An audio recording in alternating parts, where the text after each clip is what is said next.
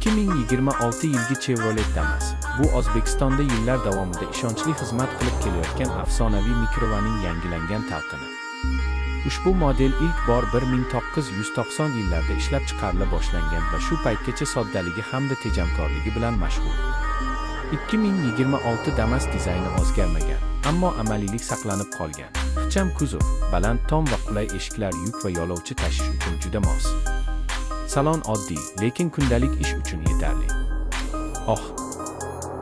8 litrli dvigatel kam yoqilg'i sarflaydi va shahar ichida barqaror harakatni ta'minlaydi. Shu sinfdagi boshqa mikrovanlarga qaraganda Damas arzon narxi, ehtiyot qismlarining oson topilishi va past xizmat xarajatlari bilan ajralib turadi. Narxi taxminan 90 million so'mdan boshlanadi va kichik biznes uchun eng maqbul avtomobillardan biri hisoblanadi.